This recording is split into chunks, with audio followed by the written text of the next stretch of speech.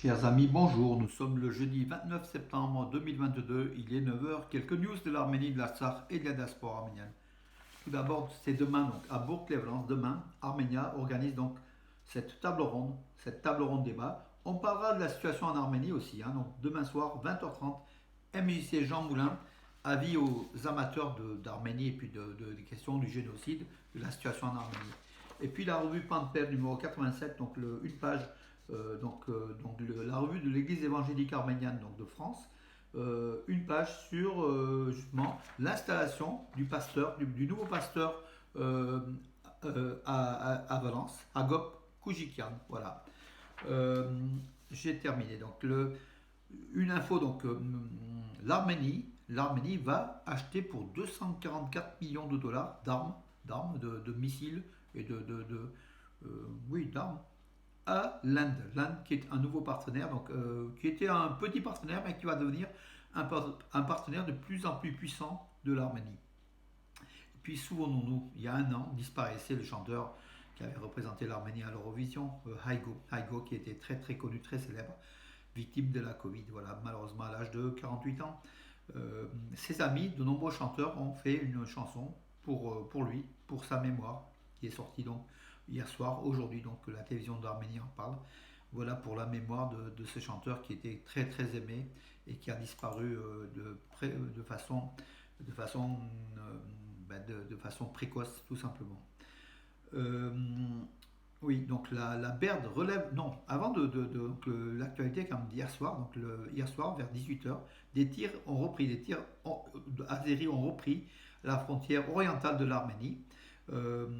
Les Arméniens répondant, c'était donc le soir, donc c'était à partir de 18h, oui.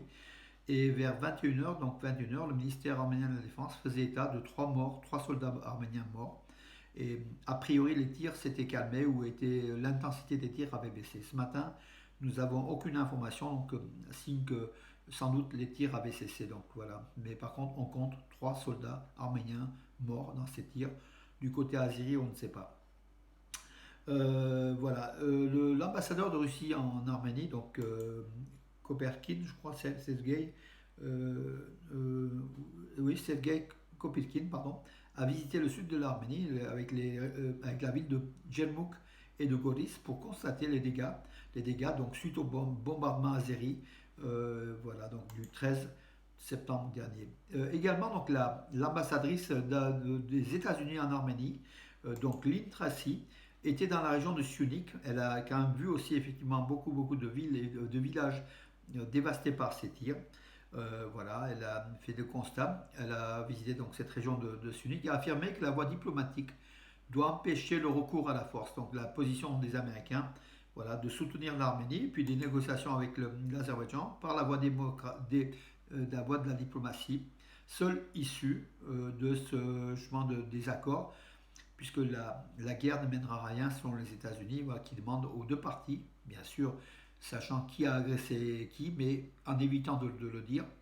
Euh, voilà. Oui, un producteur d'escargots en Arménie. La première ferme d'élevage d'escargots en Arménie a été donc ouverte, donc voilà, avec des fonds, avec l'aide de l'Akba Bank, le Crédit Agricole Arménie en fait, la filiale. Une belle chose. Et puis la BERD, la Banque européenne, donc, relève ses prévisions de croissance de l'économie arménienne. Donc l'Arménie est en forme. Économiquement, elle est très très en forme. La banque prévoit désormais une croissance économique de 8% pour l'Arménie en 2022. Donc c'est un pourcentage important. Je ne sais pas s'ils tiennent compte des inflations, donc aussi ils corrigent les inflations a priori. Donc 8%, c'est vraiment un bon, je ne vais pas dire score, un bon pourcentage de croissance économique pour l'Arménie qui effectivement qui est là, qui se développe malgré sa position sécuritaire au niveau de ses frontières qui est un peu fragile, tout simplement. Oui, la France donc la France enverra une délégation en Arménie pour évaluer la situation actuelle aux frontières donc de l'Arménie. Voilà, donc la France qui va envoyer, mais enfin bon, c'est oui, c'est le ministre français de la Défense, Sébastien Lecornu, qui l'a déclaré. Il a reçu son homologue arménien d'ailleurs en France, Soulen Pabikian. Voilà, donc peut-être qu'il y a aussi des liens militaires. Donc je ne sais pas, mais en tout cas la France va envoyer une mission en Arménie.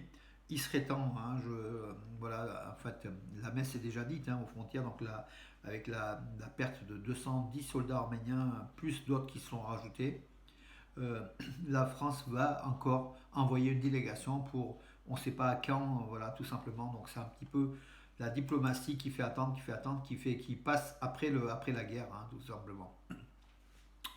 Voilà, c'est assez, comment dirais-je, beaucoup sont irrités de cette attitude de la France qui fait des déclarations, bien sûr, qui soutient l'Arménie, mais sur le terrain, rien n'est fait en fait, hein. Sur le terrain, c'est l'armée arménienne qui fait face à l'armée azérie, l'armée turco-azérie, hein. Donc voilà, et c'est compliqué pour les Arméniens qui ont le dos au mur et on perd, comme on a vu donc hier soir, 3 soldats arméniens, on perd tout le temps des soldats. Voilà mes amis, écoutez, j'en ai terminé pour aujourd'hui en tout cas. Euh, oui, j'en ai terminé. Je vous donne rendez-vous à demain. À demain mes amis. Bonne journée.